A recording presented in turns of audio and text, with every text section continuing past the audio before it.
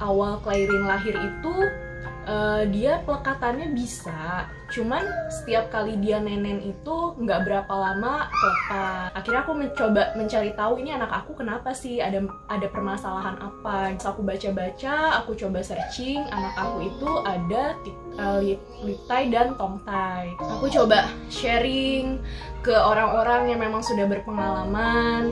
Salah satunya waktu itu ke Kak Resti, nanya gimana solusinya, apakah harus diinsisi atau enggak. Akhirnya pada saat itu aku dan suami memutuskan buat datang ke konsul ke dokter laktasi, ke dokter Asti Praborini.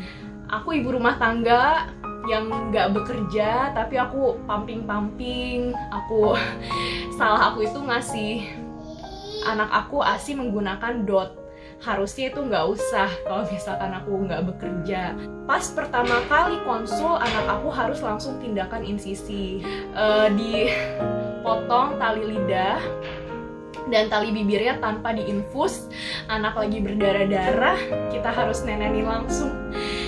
Pokoknya itu moms bisa bayangin banget gimana perasaannya gitu kan. Cuman dari situ aku bener-bener lega. Sampai sekarang alhamdulillah anak aku pinter, miminya nggak pernah pakai dot lagi, nggak ada drama-drama lagi.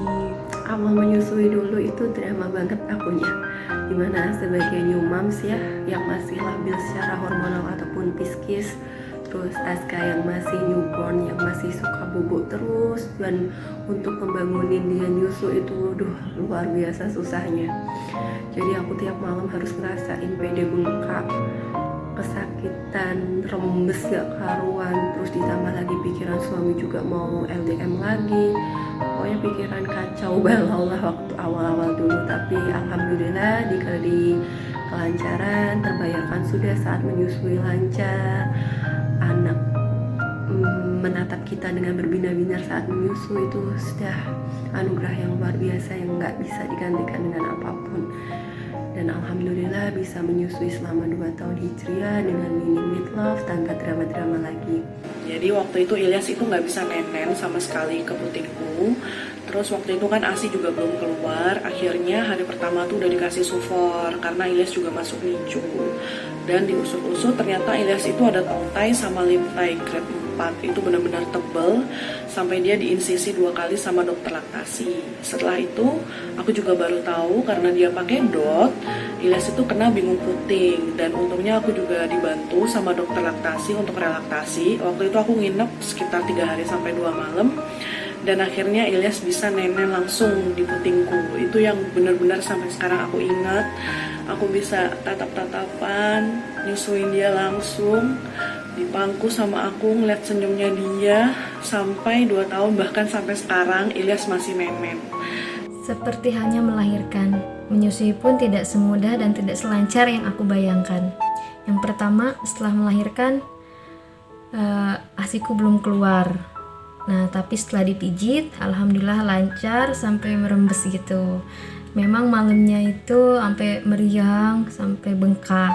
Tapi alhamdulillah lancar. Yang kedua, putingku lecet. Nah, ini sakit banget. Dan hampir tiap malam begadang bangun buat ngasih ASI ke Jasmine. Yang terakhir itu ketika menyusui, bertatapan muka dengan si kecil, ini gemes banget. Kayaknya berat gitu buat ngelepas si kecil dari ASI, apalagi pas proses menyapih. Kayaknya sedih aja gitu, mellow. Apalagi pas menyusui si kecil suka jahil ya, narik rambut, nyolok hidung. Itu bener-bener momen yang gak akan pernah terlupakan. Drama menyusui yang pernah aku alami adalah ketika aku menyusui anak pertama aku yang berumur 4 bulan. Waktu itu dia masih kecil banget. Terus tiba-tiba ASI aku tuh menurun drastis. Terus dia tuh rewel banget, nangis terus-terusan pagi, siang, sore, malam. Dan aku tuh bingung banget. Sebagai seorang ibu kan gak mau ya anaknya tuh rewel, kenapa nangis terus. Pada waktu itu aku juga udah makan sayur daun katuk tiap hari karena nanam pohon daun katuk 5 buah di taman belakang rumah. Terus tiap hari aku sayur, habis itu beli susu booster yang tiap hari juga aku minum. Habis itu coba pumping, kenapa? cuma 30 mili maksimal keluar gitu setiap kali pumping. Terus waktu itu juga lagi long distance sama suami, jadi waktu itu belum ada yang support, jadi kayak merasa sendirian gitu di rumah. Sedih kan, sedih. Terus habis itu ngecek kok kayaknya ada yang nggak beres nih. Terus aku cek kandungan, ternyata aku lagi hamil, dan kalau lagi hamil ternyata produksi ASI juga menurun. Nah waktu itu aku gimana caranya biar anak aku tuh bisa eksklusif 6 bulan ASI tanpa rewel, gimana caranya biar ASI aku tuh bisa banyak. Terus aku tetap usaha terus menerus, gak pernah nyerah, dan sugesti diri aku sendiri untuk bisa tetap terus mengasihi dengan baik. Dan alhamdulillah anak aku bisa dikasih ASI sampai 8 bulan. Terus habis itu untuk anak kedua sampai sekarang alhamdulillah masih ASI. Dan aku harus selalu mencoba untuk mensugesti diri sendiri kalau aku tuh bisa mengasihi anak aku gitu. Jadi apapun omongan orang di luar sana, aku tuh jadi makin merasa tertantang untuk bisa mengasihi anakku sampai umur 2 tahun atau minimal 6 bulan eksklusif gitu. Drama dan momen menyusui si kecil yang pengen bisa dilupain itu di hari kedua ibu baru bisa menyusui, karena hari pertama akan harus observasi, hari kedua siang hari baru diantarkan ke ruangan ibu, kemudian ibu coba untuk memberikan ASI, ternyata tidak langsung keluar, sampai sore dicoba juga ternyata hanya keluarnya sedikit, sampai malam hari juga masih sedikit, dan sampai malam itu kakak Nuna benar-benar gelisah, nangis terus-terusan. Kemudian coba kita tenangin, itu benar-benar momen yang paling gak bisa ibu lupain, karena sampai hari ketiga pun ASI belum keluar juga. Akhirnya ibu minum pelancar ASI dan memakan lebih banyak sayuran katuk. Dan kemudian intinya memang harus sabar ya, agar ASI itu terus keluar, kita harus terus mencoba. Untungnya dukungan suami itu memang sangat diperlukan sekali. Untungnya suami juga sabar, mau menunggu, mau membantu. Semangat terus, pantang menyerah. Kalau seandainya ada permasalahan, nggak usah takut.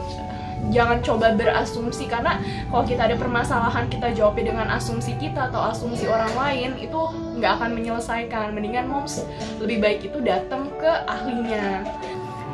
Jadi buat para moms di sini yang sedang menyusui, tetap semangat, berpositif thinking. Kita usahain apapun itu yang terbaik buat anak kita. Gak perlu jadi moms yang sempurna ya, cukup menjadi moms yang bahagia, yang penuh rasa syukur, terus mendekatkan diri kepada Sang Pencipta agar kita diberikan kemudahan dalam membersamai anak kita. Aku mau nyemangatin buat ibu-ibu yang sedang berjuang mengasihi, susui anak kalian dengan keras kepala. Jangan takut, misalnya nggak ada support system di lingkungan sekitar, kalian bisa ikut di grup-grup, komunitas. Banyak kok yang mau nyemangatin kalian, dan jangan pernah takut untuk ke konselor laktasi. Kita belajar sama yang ahlinya langsung. Jadi kan namanya ibu juga harus belajar gitu. Pesan buat para bunda yang sedang mengasihi, semangat terus, jangan pernah berhenti memberikan yang terbaik untuk si kecil, dan selalu bahagia. Ayo semangat Mams, semangat, karena kita sedang menyusui dan memberikan setetes ASI untuk jutaan kehidupan. Dan niatkan itu semua karena Allah, karena sumber kekuatan seorang ibu itu adalah Allah. Jadi ketika kita merasa kita tuh melakukan untuk ibadah, insya Allah ASI yang kita keluarkan itu berpahala dan akan mendatangkan semakin banyak rezeki untuk anak kita. Dan yang paling penting untuk ibu-ibu di luar sana yang sedang berjuang memberikan ASI, tetap semangat, tetap fokus, tetap harus happy. Insya Allah semuanya pasti bisa terlewati, pasti semuanya apa yang kita inginkan sesuai dengan apa yang kita pikirkan hasilnya. Tetap harus semangat. Nah, untuk anakku, untuk Clairin, apabila nanti Clairin nonton video ini, semoga Clairin menjadi anak yang bahagia, anak yang sayang sama ayah sama ibu. Ini salah satu ikhtiar ayah dan ibu memberikan yang terbaik untuk Clairin. Usaha mengasihi ini nggak hanya usaha ibu, di sini ada usaha ayah juga, ada usaha dari Clay juga. Semoga ini salah satu ikhtiar agar Clairin menjadi anak yang cerdas, sehat, dan kuat, dan menjadi penerus bangsa. Untuk anakku sayang Aska, mungkin Uma nggak bisa berkata-kata banyak di sini. Yang pasti Uma selalu doain yang terbaik buat kamu sayang.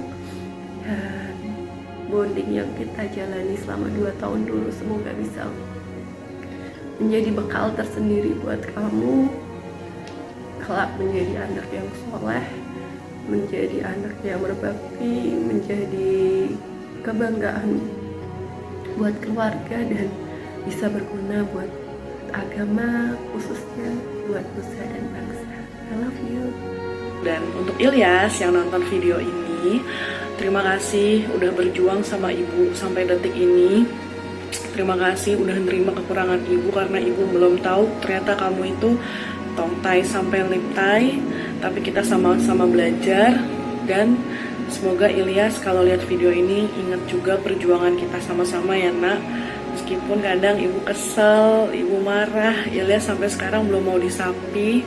Perlahan-perlahan Ilyas pasti bisa. Selamat Pekan ASI Sedunia, ibu-ibu hebat dan anak-anak hebat. Tetap menjadi anak yang baik, sehat selalu, menjadi anak yang pintar. Dan inilah cerita perjuangan mama ketika memberikan ASI untukmu. Hanya ingin menyampaikan kalau inilah perjuangan Mama Ci untuk kalian. Mama Ci sepenuh hati memberikan semua yang Mama Ci miliki untuk kalian dengan setulus hati, dengan kasih sayang, dan yang terbaik, dengan cara yang terbaik untuk kalian. Dan semoga kalian tahu betapa besarnya perjuangan Mama untuk kalian. Jadilah anak yang baik dan soleha. Terima kasih telah menjadi anak Mama ya. I love you. Dan untuk Kakak Nona, kalau suatu saat melihat video ini, Ibu cuma bisa bilang terima kasih banyak Kakak Nona udah mau kerja sama sampai usia Kakak Nona 22 bulan. Kakak Nona nggak ada drama untuk menyapihnya, karena hanya ketidaksengajaan Ibu mengeluarkan ASI, kemudian Kakak Nona geli sendiri ngeliat ASI dan akhirnya berhenti. So, terima kasih banyak Kakak Nona. I love you.